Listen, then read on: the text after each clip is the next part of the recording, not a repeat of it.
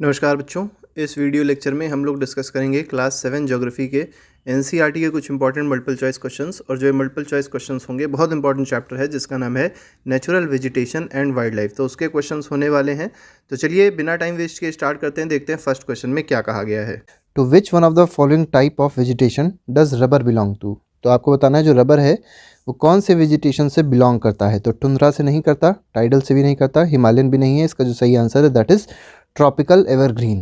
तो जो रबर है वो कहाँ मिलता है, that is found in tropical evergreen forest. Next question पे आते हैं। क्वेश्चन नंबर 2 में कहा गया cinchona trees are found in the areas of rainfall more than. तो आपको बताना है चिनकोना ट्रीज, आपको पता होगा चिनकोना का जो बार्क होता है उससे मलेरिया को ट्रीट किया जाता है। ठीक है, अब आपको बताना है कि ये कहाँ पर पाया जाता है। ये मतलब ऐसी एरियाज़ में पाया जाएगा जहाँ पर रेनफॉल कितनी होगी, ये क्वेश्चन में पूछा गया है। तो रेनफॉल होती है ग्रेटर देन 100 सेंटीमीटर, तो इसमें ए ऑप्शन जो होगा वो सही हो जाएगा। क्वेश्चन नंबर 3 में कहा गया in which of the following state is Simlipal biosphere reserve located. तो बताना है सिमलीपाल बायोस्फीयर रिजर्व जो है वो किस स्टेट में लोकेटेड है। तो ये लोकेटेड है उड़ीसा में। ठीक है, तो सिमलीपाल कहाँ है, उड़ीसा में है। नेक्स्ट पे आते हैं, क्वेश्चन नंबर 4 देखेंगे। क्वेश्चन नंबर 4 में क्या कहा गया है, विच one of the following biosphere reserve of India is not included in world network of biosphere. तो देखिए टोटल 18 बायोस्फीयर रिजर्व्स हैं जिसमें से कुछ ऐसे हैं जिनको वर्ल्ड नेटवर्क ऑफ बायोस्फीयर्स में इंक्लूड किया गया है। क्वेश्चन नंबर 5 देखते हैं, उससे पहले इंपॉर्टेंट चीज़ है यहाँ पर देख लीजिए। इंपॉर्टेंट जो बात कही गई है वो कही गई है 10 आउट ऑफ 18 बायोस्फीयर रिजर्व। देखिए 18 टोटल बायोस्फीयर रिजर्व हैं जिसमें से 10 ऐसे हैं जिनको world network of biosphere reserves का दर्जा दिया गया है। और वो कौन कौन से हैं, जैसे सुंदरबंस है, आप देख सकते हैं सुंदरबंस वेस्ट बंगाल में है, नंदा देवी है उत्तराखंड में है, इसी तरीके से गल्फ ऑफ मन्नार है तमिलनाडु, नीलगिरी है, नोकरेक है ग्रेट निकोबार है, मानस है, सिमलीपाल है, ये मानस असम में है। ठीक है, पंचमरही है और इसी के साथ साथ अचनाकमर है और अमरकंटक है। ठीक है, अचनाकमर अमरकंटक है। तो ये सबके सब क्या हैं, ये ऐसे 10 बायोस्फीयर रिजर्व्स हैं जिनको world network of biosphere reserve में इंक्लूड किया गया और बाकी जो 8 हैं उनको इंक्लूड नहीं किया गया है। क्वेश्चन नंबर 5 में देखिए इसमें कहा गया our country India is one of the dash mega biodiversity countries of the world. तो देखिए टोटल बायोडाइवर्सिटी कंट्रीज़ कितनी है वर्ल्ड में, तो वो है टोटल 12 और हमारी कंट्री उनमें से एक है। तो इसमें 12 आंसर सही हो जाएगा। नेक्स्ट क्वेश्चन पे आते हैं। क्वेश्चन नंबर 6 देखेंगे with about 47,000 plant species India occupies dash place in world. तो देखिए भारत में जो प्लांट स्पीशीज़ पाई जाती हैं वो अप्रॉक्सीमेटली 47,000 प्लांट स्पीशीज़ हैं। और 47,000 इस प्लांट स्पीशीज़ होने की वजह से इंडिया की जो पोजीशन है प्लांट स्पीशीज़ में वो कौन सी है, 10वीं पोजीशन है पूरे वर्ल्ड में। और अगर एशिया में देखा जाए तो एशिया में हम कौन से नंबर में है, 4th नंबर पे है according to plant species. Next पे आते हैं, क्वेश्चन नंबर 7 देखेंगे। There are about 15,000 flowering plants in India. देखिए जो फ्लावरिंग प्लांट्स है भारत में वो कितने हैं, अप्रॉक्सीमेटली 15,000 हैं। ठीक है, which account for how much % of total world number of flowering plants. तो देखिए बताना है वर्ल्ड का अगर देखा जाए तो कितना % है भारत में जो फ्लावरिंग प्लांट्स हैं, वर्ल्ड का कितना % है, तो वर्ल्ड का अप्रॉक्सीमेटली 6% है। तो इसमें ऑप्शन नंबर डी सही हो जाएगा। क्वेश्चन नंबर 8 से पहले कुछ बात यहाँ और देख लेंगे। अब देखिए नेचुरल वेजिटेशन बारे में बताया गया है कि नेचुरल वेजिटेशन होता क्या है।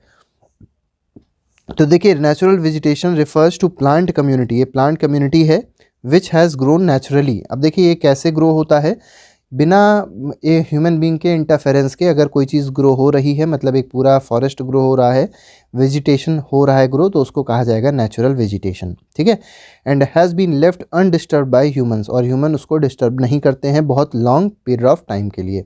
ठीक है, इसको और क्या कहा जाता है, इसको वर्जिन वेजिटेशन भी कहा जाता है। नेक्स्ट पे आते हैं। नेक्स्ट क्वेश्चन में क्वेश्चन नंबर 8 में कहा गया the virgin vegetation which are purely Indian. देखिए ऐसे वर्जिन वेजिटेशन या ऐसे नेचुरल वेजिटेशन जो प्योरली इंडियन है उनको कहा जाता है एंडेमिक या इंडिजीनियस स्पीशीज़। लेकिन जो बाहर से आए हैं, जो ऐसी स्पीशीज़ हैं जो बाहर से आई हैं, उनको क्या कहा जाता है, क्वेश्चन में ही पूछा गया। तो it is called exotic plants. ठीक है, तो इसमें सी ऑप्शन जो होगा that will be the correct answer. Question number 9 देखेंगे। 9th में देखिए क्या कहा गया, which of the following is the term is use to denote plant of particular region और पीरियड। तो प्लांट को डिनोट करने के लिए, ठीक है, तो जो प्लांट को डिनोट करने के लिए टर्म यूज होता है वो क्या है, तो वो है A option that is flora. तो फ्लोरा इसमें सही आंसर हो जाएगा। नेक्स्ट पे आते हैं, क्वेश्चन नंबर 10 देखेंगे। 10th क्वेश्चन में देखिए क्या कहा गया, क्वेश्चन नंबर 10th में कहा गया the species of animals are refer to as, तो एनिमल्स को रेफर क्या किया जाता है, मतलब जो स्पीशीज होती है एनिमल्स की उनको कहा जाता है, जैसे फ्लोरा मतलब फ्लावर्स होते हैं या प्लांट्स होते हैं, तो फौना क्या होते हैं, फौना होते हैं एनिमल्स, तो इसमें बी ऑप्शन सही है।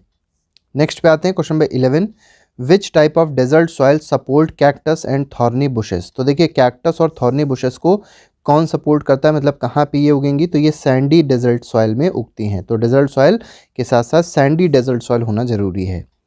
नेक्स्ट पे आते हैं question number 12, which type of soil support mangroves and deltaic vegetation, ठीक है। देखिए मैंग्रोव्स जो है और डेल्टाइक वेजिटेशन है, मतलब मैंग्रोव्स अगर पूछा जाए मेनली मैंग्रोव्स है, मैंग्रोव वेजिटेशन कहाँ पर पाया जाता है, तो इसके लिए वेट एरिया होना चाहिए, मतलब वेट सॉइल होनी चाहिए, मार्शी लैंड होना चाहिए और साथ ही साथ डेल्टाइक भी होना चाहिए, तो इसमें डी ऑप्शन जो होगा वो सही हो जाएगा, means wet marshy and deltaic region में मैंग्रोव्स मेनली पाए जाते हैं। और ये आप देखेंगे जो सुंदरबंस जो एरिया है, ठीक है, वेस्ट बंगाल में जो सुंदरबंस है यहाँ पर मैंग्रोव्स पाए जाते हैं भारत में मेनली। यहाँ पर आप देख सकते हैं एक पूरा मैप दिया है, मैप में आप देख सकते हैं पूरी बातें बताई गई हैं ठीक से। जैसे मैंग्रोव्स के लिए आप देख सकते हैं, मैंग्रोव्स के लिए जो जगह दी गई है वो यहाँ पर देखिए इस जगह पे मैंग्रोव्स आपको मिलेंगे, ठीक है, ये मैंग्रोव्स की जगह है। इसी तरीके से ट्रॉपिकल एवरग्रीन देखें तो ये वाली जो जगह है दिस इज ट्रॉपिकल एवरग्रीन, इधर देख सकते हैं वेस्टर्न घाट्स में ट्रॉपिकल एवरग्रीन है और इधर थोड़ा सा ईस्टर्न घाट्स में भी ट्रॉपिकल एवरग्रीन फॉरेस्ट पाए जाते हैं। सबसे ज़्यादा अगर भारत में देखा जाए कौन से फॉरेस्ट पाए जाते हैं तो वो है ट्रॉपिकल डेसिडुअस फॉरेस्ट, ये आपको दिखाई पड़ रहा है, ये इस पे एरिया जो है नॉर्दर्न रीजन का, this is tropical deciduous forest. और यहाँ पे देखिए थोड़ा सा साउथ में भी है tropical deciduous forest. Thorn forest की बात करी जाए, मतलब जो मेनली डेजर्ट एरियाज़ में पाए जाते हैं, तो यहाँ पे आप देख सकते हैं राजस्थान का एरिया है, गुजरात का एरिया है जहाँ पर थॉर्न फॉरेस्ट पाए जाएंगे, और ये जो आपको डेक्कन प्लेट्यू का एरिया दिखाई पड़ रहा है यहाँ पर भी थॉर्न फॉरेस्ट पाए जाएंगे, ठीक है। इसी के साथ में माउंटेन या माउंटेन जो होते हैं वो कहाँ पाए जाते हैं, तो माउंटेन फॉरेस्ट इधर आपको दिखाई पड़ रहा होगा जम्मू कश्मीर साइड है, ठीक है, और इस तरफ नॉर्थ ईस्ट में पाया जा रहा है, इधर सिक्किम में पाया जा रहा है, तो ये सब माउंटेन फॉरेस्ट के एरियाज़ हैं, ठीक है।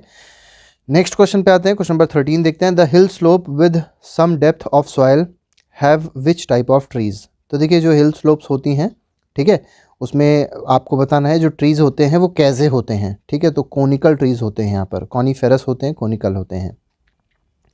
क्वेश्चन नंबर 14 में क्या कहा गया, which of the following factor determines the character and extent of vegetation, तो देखिए कैरेक्टर और एक्सटेंट जो होता है वेजिटेशन का, मतलब वेजिटेशन कैसा होगा इसको डिटरमाइन कौन करता है, तो टेम्परेचर बिल्कुल डिटरमाइन करेगा एरिया का, ह्यूमिडिटी भी डिटरमाइन करेगा और साथ ही साथ प्रेसिपिटेशन, ये तीनों की तीनों चीज़ें जो हैं ये वेजिटेशन को डिटरमाइन करने में मदद करती है, तो इसका आंसर हो जाएगा all of the above. Next question में कहा गया ट्रू फॉल्स बेस्ड क्वेश्चन है, the variation in duration of sunlight at different places is due to difference in latitude, altitude, season and duration of day, तो ये जो बात कही गई बिल्कुल सही है, ठीक है। तो जो सनलाइट का ड्यूरेशन होता है ये किस पे डिपेंड करता है, तो डिफरेंस डिपेंड करता है लैटिट्यूड पे, ऑल्टीट्यूड पे, सीजन पे और ड्यूरेशन ऑफ डे पे, तो ये स्टेटमेंट सही हो जाएगा। क्वेश्चन नंबर 16 में कहा गया due to longer duration of sunlight trees grow faster in dash, देखिए जब सनलाइट ज़्यादा होगी तो फोटोसिंथेसिस ज़्यादा होगा, और फोटोसिंथेसिस ज़्यादा होगा तो ट्रीज़ बहुत तेज़ी से ग्रो करेंगे, और ये ग्रो कब करते हैं, कौन से सीज़न में करेंगे, तो ये है समर सीज़न, तो इसमें ए ऑप्शन जो है that is the correct answer. Next पे आते हैं क्वेश्चन नंबर 17, इसमें कहा गया Jim Corbett national park is located at, तो जिम कॉर्बेट नेशनल पार्क कहाँ लोकेटेड है, उत्तराखंड में लोकेटेड है। पहले ये उत्तर प्रदेश में होता था, लेकिन जब उत्तर प्रदेश दो भाग में टूट गया, एक हो गया उत्तर प्रदेश, दूसरा हो गया उत्तरांचल या उत्तराखंड, तो ये कहाँ पहुँच गया, ये उत्तराखंड में पहुँच गया। नेक्स्ट पे देखिए क्वेश्चन नंबर 18 में कहा गया in India almost the entire rainfall is brought in by the dash by the advancing dash monsoon and retreating north east monsoon, तो आपको बताना है जो हमारे भारत में पूरा रेनफॉल पैटर्न जो है वो किस पे डिपेंड करता है, मतलब ज़्यादातर जो रेनफॉल होती है वो किस रेन से, मतलब कौन सी मानसून से होती है, तो ये होती है साउथ वेस्ट मानसून से, तो जो आती है रेनफॉल वो किधर से आती है, साउथ वेस्ट से एंटर करेगी भारत में, ठीक है, तो साउथ वेस्ट से होता है, और साथ ही साथ नॉर्थ ईस्ट जो रिट्रीटिंग मानसून है उससे भी बहुत सारा रेनफॉल भारत में होता है। नेक्स्ट क्वेश्चन पे आते हैं, क्वेश्चन नंबर 19 में क्या कहा गया, area of heavy rainfall have more dense vegetation as compare to areas of less rainfall, यहाँ पे ट्रू और फॉल्स बेस्ड क्वेश्चन था, तो ये ट्रू स्टेटमेंट है, ठीक है, ये स्टेटमेंट क्या है, ट्रू है, तो एरिया जहाँ पर हैवी रेनफॉल होगी वहाँ पर वेजिटेशन ज़्यादा डेंस होगा, तो ये स्टेटमेंट बिल्कुल सही है। नेक्स्ट क्वेश्चन पे आएंगे, क्वेश्चन नंबर 20 देखिए, इसमें कहा गया the forest cover in India is 21.05% according to ISFR report of dash. तो देखिए, अगर आप NCERT देखेंगे ज्योग्राफी की क्लास 9th की, तो उसमें आपको रिपोर्ट जो दी गई है बहुत पुरानी दी गई है, हालांकि अभी हम इसका नया वर्जन भी बता देंगे आपको क्या है। तो 2011 की रिपोर्ट दी गई और 2011 के हिसाब से बताया गया जो फॉरेस्ट कवर भारत में वो कितना है, 21.05% है। मतलब जो फॉरेस्ट टोटल एरिया में, टोटल मान लीजिए 100% एरिया है भारत में, तो उसमें से 21.05% एरिया ऐसा है जो फॉरेस्ट से घिरा हुआ है। ये 2011 की रिपोर्ट के हिसाब से है, ठीक है। अभी का अगर देखा जाए 2019 की जो रिपोर्ट आई थी उसके हिसाब से 21.67% जो है भारत का वो फॉरेस्ट कवर में इंक्लूडेड है, ठीक है। ये हर 2 साल में ISFR जो होता है, मतलब India state of forest report जो आती है, हर 2 साल में एक बार आती है और इसके हिसाब से फिर ये रिपोर्ट बताई जाती है कि कितना प्लांट कवर है, कितना ट्री कवर है, कितना फॉरेस्ट कवर है। तो इस तरीके से ये कंप्लीट होता है। नेक्स्ट आगे देखेंगे, यहाँ पर देखिए ट्रॉपिकल एवरग्रीन फॉरेस्ट के बारे में कुछ बातें बताई गई हैं। आप ये डायग्राम देख सकते हैं, NCERT से ही लिया गया है, ठीक है। अब इस फॉरेस्ट में देखेंगे तो ये कहाँ पर उगता है, तो मेनली हैवी रेनफॉल जहाँ पर होता है, जैसे वेस्टर्न घाट्स है, लक्षद्वीप है, अंडमान निकोबार है, असम है, तमिलनाडु है, यहाँ पर ये फॉरेस्ट मेनली पाए जाते हैं। जो रेनफॉल होती है, रेनफॉल कितनी चाहिए, अप्रॉक्सीमेटली 200 सेंटीमीटर से भी ज़्यादा चाहिए पर ईयर, ठीक है। अब ट्रीज़ जो है उनमें बहुत ज़्यादा हाइट के भी ट्रीज़ आपको मिलेंगे, 60 मीटर्स और इनसे भी ज़्यादा ट्रीज़ की हाइट होती है, ठीक है।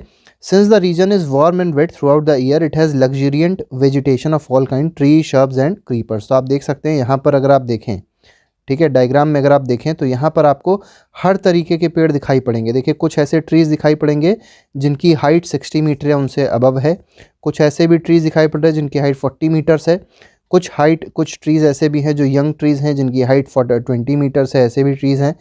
देखिए नीचे अगर आप देखें, मतलब इसके नीचे देखें तो शब की लेयर भी आपको मिलेंगी, यहाँ पे ग्राउंड लेयर्स भी मिलेंगी, मतलब छोटे छोटे भी पेड़ पौधे यहाँ पर पाए जाते हैं। इसीलिए कहा गया है कि यहाँ पर अगर देखा जाए एवरग्रीन फॉरेस्ट में, तो यहाँ पर पूरी एक ये कह सकते हैं बायोडाइवर्सिटी पूरी पाई जाती है, बहुत अच्छी खासी। यहाँ पर कोई ऐसा डेफिनेट टाइम नहीं होता है कि ट्रीज़ इसी समय अपना लीव्स को शेड करेगी, ठीक है। इसीलिए इनको क्या कहा जाता है, एवरग्रीन फॉरेस्ट कहा जाता है, ठीक है। नेक्स्ट क्वेश्चन पे आते हैं, क्वेश्चन नंबर 21 देखेंगे। These are most widespread forest of India. तो देखिए, मोस्ट वाइड स्प्रेड फॉरेस्ट पूछा जाए तो आपको याद रखना है this is tropical deciduous forest. लेकिन आगे कुछ और बात कर लेते हैं, इसको क्या कहा गया है, they are also called monsoon forest, इनको मानसून फॉरेस्ट भी कहा जाता है।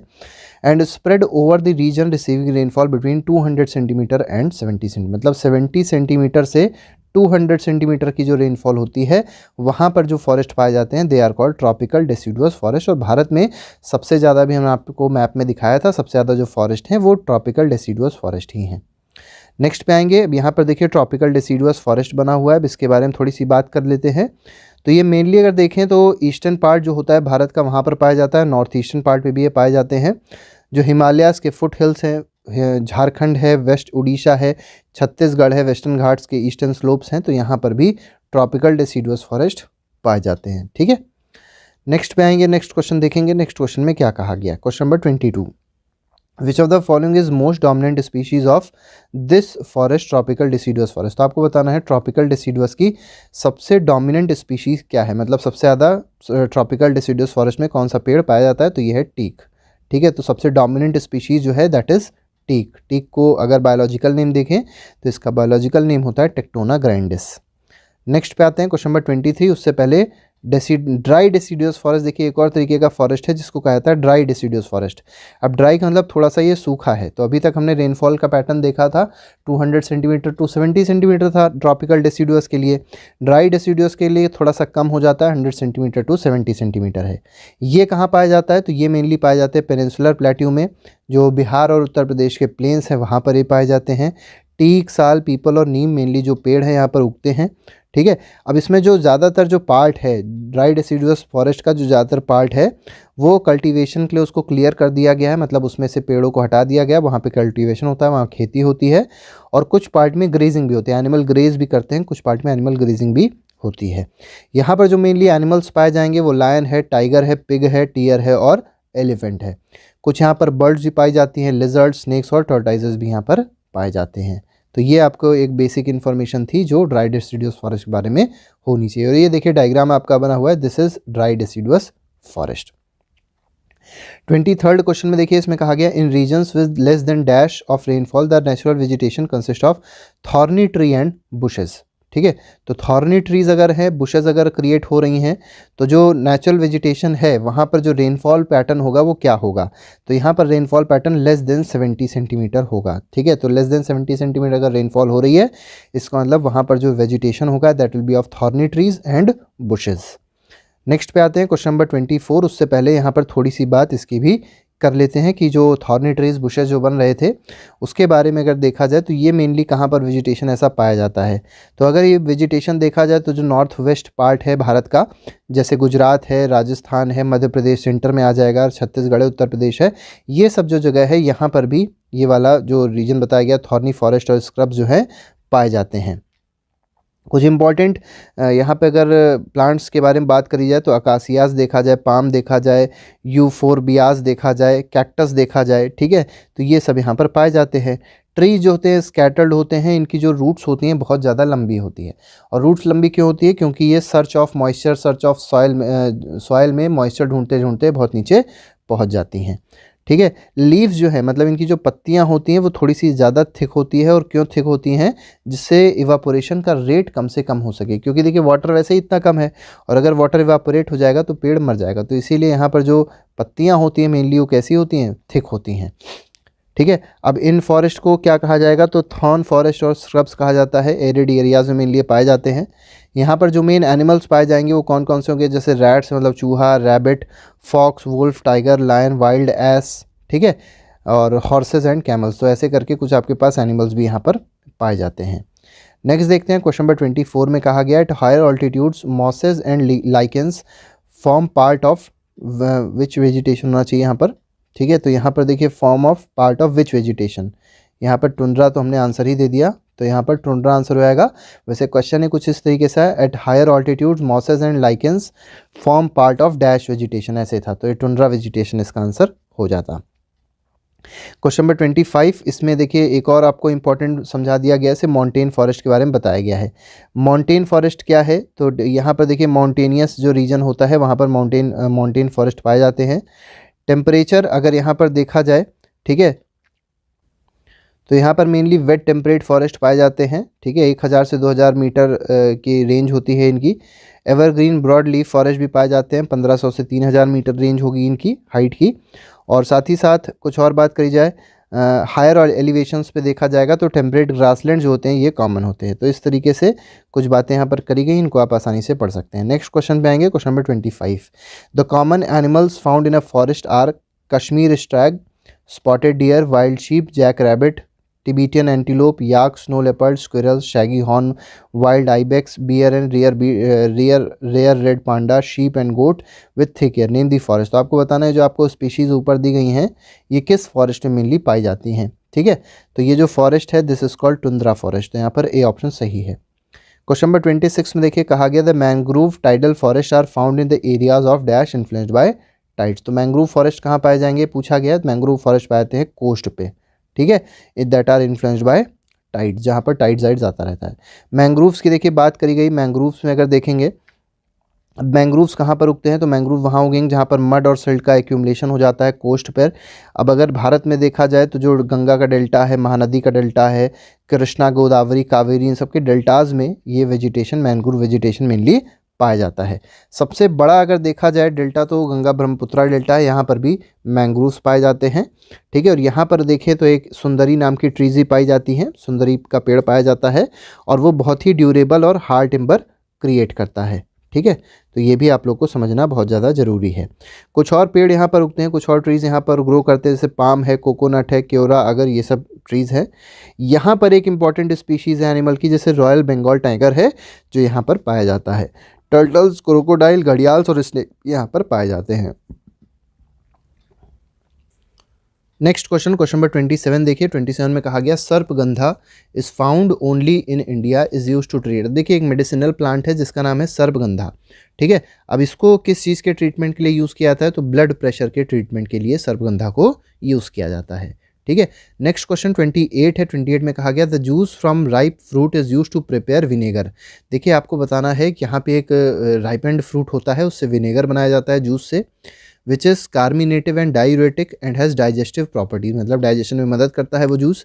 The powder of seed is use to for controlling the diabetes. तो और जो उसका पाउडर होता है, जो उसके सीड जो होते हैं, उसका जो पाउडर है वो डायबिटीज़ को कंट्रोल करने में मदद करता है। आपको बताना है प्लांट कौन सा है, तो दिस इज़ जामुन। ठीक है, तो जामुन के बारे में यहाँ पर बात हो रही है।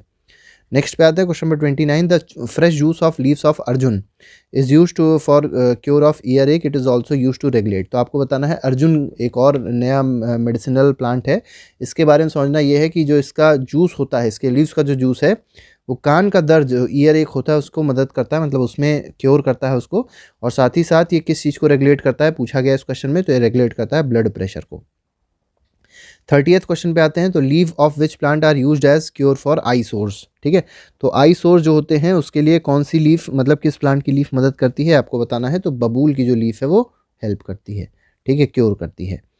नेक्स्ट पे आते हैं question number 31, which of the following has high antibiotic and high antibacterial properties. तो एंटीबैक्टीरियल प्रॉपर्टीज़ की बात की जाए, एंटीबायोटिक प्रॉपर्टीज़ की बात करी जाए, किसमें होती है, तो ये नीम में होती है। तो इसमें डी ऑप्शन जो होगा 31 में वो सही हो जाएगा। क्वेश्चन नंबर 32 देखिए, which of the following is use to cure cough and cold. तो कफ और कोल्ड अभी आप लोगों ने देखा होगा, जो कोविड का सीजन था उसमें बहुत ज़्यादा इसका यूज़ हुआ था, और वो क्या है, तुलसी है। ठीक है, तुलसी की मेनली लोग चाय बना बना के पी रहे थे, और उससे कहीं ना कहीं जो उनका कफ था, जो कोल्ड था, वो सही भी हो रहा था। नेक्स्ट क्वेश्चन पे आते हैं, question number 33, India is also rich in its फोना। तो देखिए जो प्लांट डाइवर्सिटी है वो भी भारत में बहुत ज़्यादा है। ठीक है, इसी के साथ साथ जो एनिमल डाइवर्सिटी है वो भी भारत में बहुत ज़्यादा है। ठीक है, बहुत ज़्यादा अच्छी क्वांटिटी में है। आपको बताना है जो फोना पाए जाते हैं, मतलब जो एनिमल स्पीशीज़ पाई जाती हैं भारत में, वो कितनी है अप्रॉक्सीमेट, तो ये अप्रॉक्सीमेटली 90,000 है। नेक्स्ट में कुछ फैक्ट्स यहाँ पे देख लीजिए, कुछ फैक्ट्स क्या कहा गया है, जैसे 2000 स्पीशीज़ बर्ड्स की पाई जाती हैं। 13% जो बर्ड्स हैं भारत की, वो कहाँ, मतलब वर्ल्ड की, वो कहाँ पर है, भारत में है। 2546 स्पीशीज़ फिश की यहाँ पाई जाती है, और 12% जो वर्ल्ड का स्टॉक है फिशेस का, वो भारत में पाया जाता है। ठीक है, it shares about 5 to 8% of world amphibians. तो अगर एम्फीबियन के केस में देखा जाए, रेप्टाइल और मैमल के केस में देखा जाए, तो भारत में टोटल कितने हैं, अप्रॉक्सीमेटली 5 to 8% है वर्ल्ड के टोटल एम्फीबियन, रेप्टाइल और mammals. Next question, question number 34 में देखेंगे, which of the following animal is most majestic animal among the mammals which are found in hot wet forest of Assam, Karnataka and elephant. तो देखिए यहाँ पर आपको बताना है सबसे ज़्यादा मेजेस्टिक एनिमल कौन सा है। ठीक है, तो मेजेस्टिक मतलब शानदार बड़ा एनिमल है, तो ये कौन सा है, तो यहाँ पर बात हो रही है किसकी, यहाँ पर बात हो रही है एलिफेंट की। ठीक है, और ये कहाँ पाया जाता है, मेनली असम, कर्नाटक और केरल में पाया जाता है। नेक्स्ट क्वेश्चन पे आते हैं, question number 35, which of the following animal live in swampy and marshy land of Assam and West Bengal. तो स्वाम्पी मतलब दलदल के क्षेत्र में मेनली रहता है, ये कौन सा एनिमल है, तो ये है वन हॉर्न्ड राइनोसोरस। ठीक है, तो वन हॉर्न्ड राइनोसोरस, इसके लिए काजीरंगा जो नेशनल पार्क है वो बहुत ज़्यादा फेमस है। वन हॉर्न्ड राइनोसोरस मेनली वहाँ पर पाया जाता है। नेक्स्ट क्वेश्चन पे आएंगे, question number 36, arid areas of Rann of Kutch and Thar desert are habitat for dash and dash respectively. तो देखिए जो एरिड एरियाज हैं रन ऑफ कच्छ के और थार डेजर्ट के, उसमें जो मेनली एनिमल्स पाए जाते हैं वो कौन से हैं, ये आपको बताना है। तो अगर देखा जाए रन ऑफ कच्छ में क्या पाया जाता है, तो वाइल्ड एस पाया जाता है। थार डेजर्ट में देखा जाएगा तो कैमल्स पाए जाते हैं, तो इसमें बी ऑप्शन सही हो जाएगा। नेक्स्ट क्वेश्चन पे आते हैं, क्वेश्चन नंबर 37 है। क्वेश्चन नंबर 37 में कहा गया, in which year the wild life protection act was implemented in India. तो भारत में वाइल्ड लाइफ प्रोटेक्शन एक्ट कब आया, तो 1972 में आया। नेक्स्ट इज 38, इसमें कहा गया, which of the following is only country in the world that has both tigers and Lions. तो भारत एक ऐसी कंट्री है जिसमें दोनों चीज़ें, दोनों एनिमल्स पाए जाते हैं, टाइगर्स भी बहुत ज़्यादा मात्रा में पाए जाते हैं और लायंस भी पाए जाते हैं, और मेनली एशियाटिक लायंस जो हैं वो भारत में बहुत ज़्यादा फेमस हैं। Next is the natural habitat of Indian lion is Gir forest which is located at. तो देखिए जो इंडियन लायन है वो मेनली कहाँ पाया जाता है, गिर फॉरेस्ट में कहाँ पाया जाता है। गिर फॉरेस्ट जो है ये कहाँ पर है, ये आपको बताना है, इसकी लोकेशन क्या है, तो गिर फॉरेस्ट है गुजरात में, तो इसमें बी ऑप्शन सही हो जाएगा। नेक्स्ट क्वेश्चन, क्वेश्चन नंबर 40 है, which of the following animal is found is in the forest of Madhya Pradesh, the Sundarbans of West Bengal and Himalayan region. तो देखिए 3 आपको रीजन्स दिए गए हैं, मध्य प्रदेश के फॉरेस्ट दिए गए हैं, इसके साथ ही साथ सुंदरबन दिया गया है वेस्ट बंगाल में जो है, और हिमालयन रीजन दिया है। यहाँ पर जो एनिमल्स पाए जाते हैं ये है टाइगर मेनली। ठीक है, तो मेनली यहाँ पर टाइगर्स पाए जाते हैं। Next is question number 41, the Gir forest is the last remaining habitat of. अब देखिए आपको समझना है कि एक ऐसा एनिमल है जो सिर्फ और सिर्फ एक ही फॉरेस्ट में पाया जाता है और वो है गिर फॉरेस्ट। और वो कौन सा एनिमल है? वो है एशियाटिक लायंस। ठीक है, तो एशियाटिक लायन एक ऐसा एनिमल है जो सिर्फ कहाँ पाया जाता है? गिर फॉरेस्ट में ही पाया जाता है। नेक्स्ट क्वेश्चन 42 में कहा गया the Himalayas harbour a hardy range of animals which survive in extremely cold region. बिल्कुल सही है। ठीक है, तो यहाँ पर कोल्ड होगा, कोई दिक्कत नहीं है। थोड़ा सा क्वेश्चन गलत टाइप का हो गया, तो इसको आप स्टेटमेंट के रूप में ही पढ़ लीजिए। नेक्स्ट क्वेश्चन 43 देखिए, true and false based question है। Many insect help in pollination of crops and fruit trees and exerting biological control on such insects is harmful. तो देखिए आपको पता होगा जो इंसेक्ट्स होते हैं वो कहीं ना कहीं पॉलिनेशन में बहुत ज़्यादा मदद करते हैं, फ्रूट और ट्रीज़ के पॉलिनेशन में बहुत ज़्यादा हेल्प करते हैं, जिसकी वजह से क्रॉप्स ग्रो करते हैं, फ्रूट ग्रो करते हैं। लेकिन अगर मान लीजिए हमने इनका बायोलॉजिकल कंट्रोल करने लग गए, मतलब हम इंसेक्ट्स को कोई ना कोई ऐसी दवाइयाँ डालने लग गए जिससे इंसेक्ट्स मरने लग गए, तो कहीं ना कहीं ये चीज़ बहुत ज़्यादा हार्मफुल हो जाएगी। ये बात बिल्कुल सही है। इसका मतलब क्या हो गया कि इसका मतलब ये हुआ कि हमारे पूरे नेचर में हर वो ऑर्गेनिज्म जो भी चीज़ पाई जाती है वो कहीं ना कहीं बहुत ज़्यादा इम्पॉर्टेंट है इस इको सिस्टम के लिए। नेक्स्ट क्वेश्चन पे आते हैं, क्वेश्चन नंबर 44 से पहले यहाँ पे थोड़ी सी बात और देख लीजिए। 1300 प्लांट स्पीशीज़ जो है भारत में वो क्या है? इंडेंजर्ड हैं। 20 स्पीशीज़ जो है वो क्या हो चुकी हैं? एक्सटिंक्ट हो चुकी हैं, मतलब बिल्कुल ही ख़त्म हो चुकी हैं। जो कॉज है, जो मतलब किस वजह से ख़त्म हो रही हैं स्पीशीज़ और किस वजह से इंडेंजर्ड स्पीशीज़ क्रिएट हो रही हैं, वो मेनली ये है कि जैसे मान लीजिए पेड़ की बात करी जाए तो पेड़ लोग बेचने के लिए काट देते हैं। ठीक है, लकड़ियाँ बेचते हैं, लकड़ियों पे बेच के उनके बहुत अच्छा खासा पैसा कमाते हैं। ठीक है, और कहीं ना कहीं जो पोल्यूशन है, पोल्यूशन भी कहीं ना कहीं ये मेन रीज़न है जिसकी वजह से प्लांट स्पीशीज़ ख़त्म होती जा रही हैं। ठीक है, तो पोल्यूशन जैसे केमिकल और इंडस्ट्रियल वेस्ट होता है, एसिड डिपॉजिट्स होते हैं, ये धीरे धीरे करके फॉरेस्ट को क्या कर देते हैं? ख़त्म कर देते हैं, फॉरेस्ट को पूरा बैरन बना देते हैं। ठीक है, जिसकी वजह से जो प्लांट स्पीशीज़ होती हैं धीरे धीरे करके डेड हो जाती हैं। नेक्स्ट क्वेश्चन, क्वेश्चन नंबर 44 देखिए, how many biosphere reserves have been set up in the country to protect flora and fauna. तो भारत में अगर देखा जाए कितने बायोस्फीयर रिजर्व हैं, तो ये हैं 18। ठीक है, चलिए आप लोग नेशनल पार्क बताइएगा कि इंडिया में, कमेंट बॉक्स में लिख के बताइएगा कि टोटल नेशनल पार्क्स कितने हैं। ठीक है, नेक्स्ट पे आते हैं, यहाँ पर माइग्रेटरी बर्ड्स के बारे में देखिए बताया गया। तो माइग्रेटरी बर्ड्स के बारे में अगर देखा जाए तो जो वेटलैंड्स होते हैं, भारत के जो वेटलैंड्स हैं, ठीक है, वहाँ पर मेनली माइग्रेटरी बर्ड्स बहुत ज़्यादा पाई जाती हैं। जैसे विंटर में अगर देखा जाए तो साइबेरियन क्रेन जो है, जो साइबेरियन क्रेन नाम की एक चिड़िया है, वो बहुत ज़्यादा भारत चली आती हैं। ठीक है, और ये मेनली कहाँ पर आती हैं? तो रन ऑफ कच्छ नाम की जो जगह है वहाँ पर साइबेरियन क्रेन आपको बहुत ज़्यादा देखने को मिलेंगी। इसी तरीके से जो फ्लेमिंगो नाम की बर्ड है, ठीक है, फ्लेमिंगो बर्ड भी देखने को मिलेगी कहाँ पर? जहाँ पर डेजर्ट मर्जेस विद सी, मतलब जहाँ पर डेजर्ट जो है उसके पास में अगर कोई सी होती है तो वहाँ पर फ्लेमिंगो बर्ड भी आपको देखने को मिलेगी। यहाँ पर आती हैं बर्ड, अपना नेस्ट बनाती हैं, घोंसला बनाती हैं और अपने बच्चों को उसमें पालती हैं, मतलब बड़ा करती हैं। नेक्स्ट क्वेश्चन 45 है, इसमें कहा गया financial and technical assistance is provided to many botanical gardens by the government since. तो बताना है आपको, जो गवर्नमेंट है वो कहीं ना कहीं बोटानिकल गार्डन्स के लिए और फाइनेंशियल असिस्टेंस प्रोवाइड करती है, टेक्निकल असिस्टेंस प्रोवाइड करती है, जिससे कहीं ना कहीं हमारी बायोडाइवर्सिटी जो है वो मेंटेन रहे, बनी रहे। तो ये कब से स्टार्ट किया गया है फाइनेंशियल असिस्टेंस और टेक्निकल असिस्टेंस प्रोवाइड करना? तो ये किया गया है 1992 से। तो इसमें सी ऑप्शन सही हो जाएगा। 46 में कहा गया project tiger, project rhino, project great Indian bustard and many other eco development projects have been introduced. ठीक है, तो बायोडाइवर्सिटी को बचाने के लिए कहीं ना कहीं भारत सरकार project elephant, project tiger, wild life protection act, ऐसे ऐसे करके बहुत सारे आपके डेवलपमेंटल प्रोजेक्ट्स लाती रहती है, इंट्रोड्यूस करती रहती है। तो स्टेटमेंट बिल्कुल सही है। नेक्स्ट पे आते हैं 47 में कहा गया काजीरंगा नेशनल पार्क, अभी हमने बताया था वन हॉर्न राइनोसोरस के लिए फेमस है। ये कहाँ पर लोकेटेड है? तो ये लोकेटेड है असम में। ठीक है, याद रखिएगा सबसे ज़्यादा नेशनल पार्क कहाँ पे हैं? तो मध्य प्रदेश में है, लेकिन यहाँ पे अगर क्वेश्चन देखा जाए असम है। नेक्स्ट क्वेश्चन पे आते हैं, question number 48 Sanjay Gandhi national park. ये एक और बहुत इंपॉर्टेंट नेशनल पार्क है, संजय गांधी नेशनल पार्क। ये है मुंबई में। ठीक है, महाराष्ट्र में है, मुंबई में है। नेक्स्ट पे आते हैं question number 49 India's natural vegetation has undergone many changes due to several factors such as growing demand for culti। अब देखिए जो नेचुरल वेजिटेशन है भारत का, उसमें कई सारे चेंजेस आए हैं और उसके फैक्टर्स क्या क्या हैं? तो देखिए जो कल्टीवेशन वाला लैंड है, मतलब जो लैंड है जिसमें कल्टीवेशन होनी है, जिसमें खेती होनी है, वो उसकी कहीं ना कहीं डिमांड बढ़ रही है, पॉपुलेशन बढ़ रही है तो उसकी डिमांड बढ़ेगी ही बढ़ेगी। इंडस्ट्रीज़ का डेवलपमेंट हो रहा है जिसकी वजह से फॉरेस्ट की कटाई हो रही है, भी बात सही है। माइनिंग हो रही है, अर्बनाइजेशन हो रहा है, ओवर ग्रेजिंग हो रही है पास्चर्स के लिए। तो कहीं ना कहीं ये पूरे रीज़न जो है बिल्कुल सही हैं। ठीक है, तो अगर आपसे पूछा जाए कि जो इंडिया का नेचुरल वेजिटेशन है वो किस वजह से इतने सारे चेंजेस झेल रहा है, तो ये उसके रीजंस हो जाएंगे। लास्ट क्वेश्चन में देखिए कहा गया identify the correct statement among the following, तो आपको बताने इनमें से कौन सा स्टेटमेंट करेक्ट है। तो पहला स्टेटमेंट देखिए, उसमें कहा गया forest are renewable source and plays a major role in enhancing quality of life, बिल्कुल सही है। फॉरेस्ट जो होता है एक रिन्यूएबल रिसोर्स है और वो कहीं ना कहीं बहुत बड़ा रोल प्ले करता है क्वालिटी ऑफ इन्वायरमेंट को सही करने के लिए, मतलब इन्वायरमेंट को सही करने के लिए। इन्वायरमेंट अगर आपने मान लिया फॉरेस्ट काट दिए, इन्वायरमेंट ख़राब भी हो जाएगा, बिल्कुल सही स्टेटमेंट है। दे मॉडिफाई लोकल क्लाइमेट को कंट्रोल करते हैं, मॉडिफाई करते हैं। सॉइल इरोजन कंट्रोल करते हैं। Stream flow support of variety of industries, provide livelihood for many communities and offer panoramic and scenic view of for recreation, मतलब लोग घूमने टहलने भी आते हैं, देखने आते हैं फॉरेस्ट को। ठीक है, तो ये सब चीज़ें जो हैं कहीं ना कहीं बिल्कुल सही है फॉरेस्ट से रिलेटेड।